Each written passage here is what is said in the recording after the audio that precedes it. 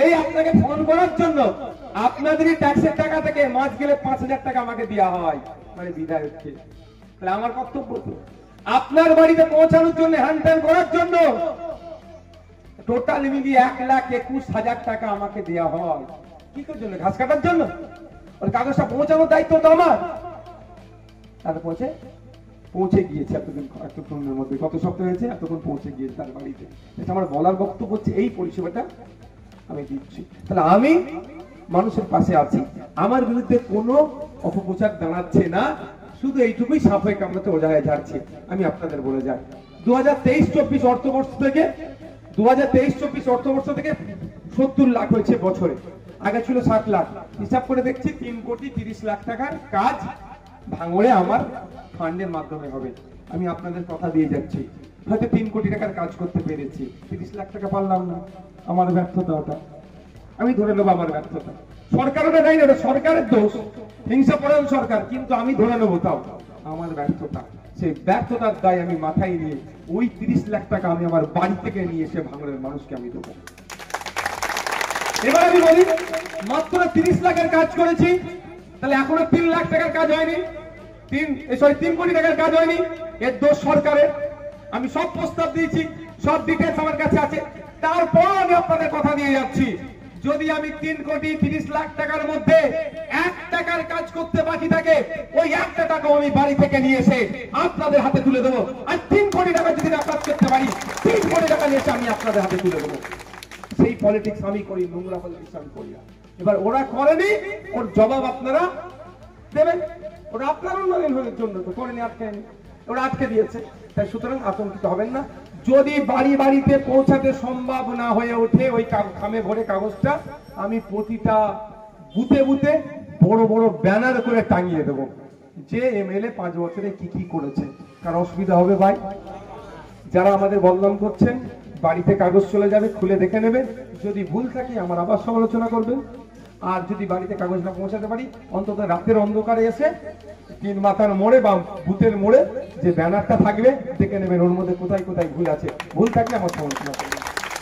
আমি সমালোচনাকারীদের বিরুদ্ধে নয়, আমি স্বাগত জানাই। দেখুন একটা কথা বলি, সমালোচনা হচ্ছে ভুলকে শুধরে নেওয়ার একটা অন্যতম বড় মাধ্যম। আমি বলে যাচ্ছি, দেখুন কোচ আর প্লেয়াররা মাঠে খেলে, কোচ খেলায় কেন? যারা মাঠে খেলছে তারা সবটা বুঝতে পারে না। কোচ বা দর্শকরা দেখবেন বাইরে থেকে অবজার্ভ করে। আমরা বিশ্বকাপ ফুটবল ক্রিকেট খেলা দেখি, বিশেষ করে ফুটবল হলে কি বলে, এইখানে মারলে শটটা ওইরকম মারলে গোল হয়ে যেত, তাই না? কার জ্ঞান দিচ্ছি? মেসির জ্ঞান দিই আমরা। Cristiano Ronaldo, Mbappe, Neymar, Suarez, এই ধরনের ওয়ার্ল্ড খ্যাত প্লেয়ারদের জ্ঞান আমরা দিই। ও হেডটা যদি এরকম মাত্র গোলটা হয়ে যেত, তাই না? কিন্তু ওরা ওয়ার্ল্ডের অন্যতম শ্রেষ্ঠ প্লেয়ার একটা, তাও জ্ঞান দিই কিভাবে? আমরা খেলাটা দেখছি বলে, ওর সমালোচনা করছি। জ্ঞান মানে সমালোচনা হয়, এরকম না মারলে ওইরকম মারলে গোলটা হয়ে যেত। টাই ব্রেকার প্ল্যান্টি মারতে গেছে, ক্রিশ্চিয়ানো রোনাল্ডো হাতে মেরে দিয়েছে, হ্যাঁ ওইটা ওই কোণে মারলে হয়ে যেত, মানে সমালোচনা হচ্ছে। কেন? আমরা দেখছি বলে। আমরা বলি ওর থেকে বড় প্লেয়ার জীবনে আমরা হতে পারবো না, আমরা ওই লেভেলেরই নয়। ওর খেলার, ওর ছেলে ক্রিশ্চিয়ানো রোনাল্ডোর ছেলে যা প্র্যাকটিস করে, যা স্কিল আমাদের নাই, কিন্তু তাও আমরা সমালোচনা করি কেন? আমরা দেখছি বলে। তো আমরা কাজ করতে গেলে আমাদের সমালোচনা করলে আর রাগ করলে হবে না, ভালো ওয়েলকাম করো, কিন্তু সেটা যেন সঠিক সমালোচনা হয়, মিথ্যার আশ্রয় না নিয়ে হয়। এটাই হচ্ছে ডিফারেন্স।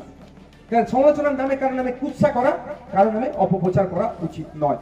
এটাই আমি আপনাদের বলবো, যারা সমালোচনা করছেন আরো বেশি বেশি করে করুন। যারা আমাদের ভিডিও কাটিং করে ছেড়ে যদি সংসার চলে, তারা আরো বেশি বেশি করে ভিডিও কাটিং করে সংসার চালান, এটা আমার কোনো অসুবিধা নাই। অন্তত আমাকে গাল দিয়ে যদি কার সংসার চলে, আমি মনে করি তার চলুক সংসার, এতে নওশাদের কিছুই কষ্ট হবে না।